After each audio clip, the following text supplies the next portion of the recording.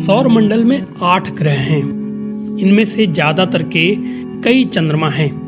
वैज्ञानिक शनि के 146 चंद्रमा खोज चुके हैं, लेकिन पृथ्वी के पास एक ही नेचुरल सैटेलाइट है। वैज्ञानिकों का कहना है कि जल्द ही अस्थायी रूप से पृथ्वी को एक मिनी मून मिल सकता है, यानी पृथ्वी के पास कहने के लिए कुछ समय के लिए 2 चंद्रमा होंगे। ये एक दुर्लभ खगोलीय घटना होगी जो पृथ्वी के गुरुत्वाकर्षण की ताकत दिखाएगा। लेकिन ये चंद्रमा ऐसा नहीं है जैसा हम आसमान में देखते हैं, बल्कि ये एक एस्टेरॉयड के रूप में बहुत छोटा होगा।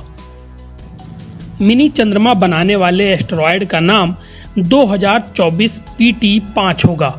इस एस्टेरॉयड को 7 अगस्त 2024 को खोजा गया, जिसका व्यास लगभग 10 मीटर है।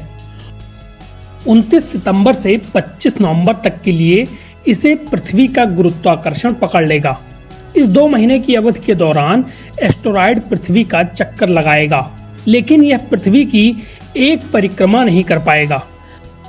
25 नवंबर 2024 के बाद ये पृथ्वी के गुरुत्वाकर्षण से बाहर निकल जाएगा और एक बार फिर सूर्य की परिक्रमा करने लगेगा। अमेरिकन एस्ट्रोनॉमिकल सोसाइटी की ओर से इससे जुड़ा पेपर प्रकाशित हुआ है, जिसमें शोधकर्ताओं ने निष्कर्षों के बारे में जानकारी दी।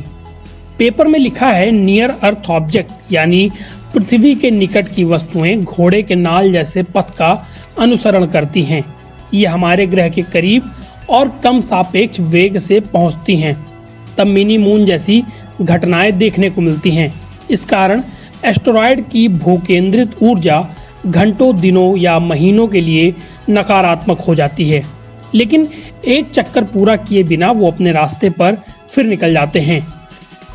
एस्टेरॉयड 2024 PT पृथ्वी के समान कक्षाओं वाली नियर अर्थ ऑब्जेक्ट का हिस्सा है। इस एस्टेरॉयड का अपेक्षाकृत कम वेग और पृथ्वी के करीब आना गुरुत्वाकर्षण को अस्थायी रूप से इसका रास्ता बदलने की इजाजत देगा। इससे एक लघु चंद्रमा बन जाएगा। पहले भी पृथ्वी के लघु चंद्रमा बनते रहे हैं।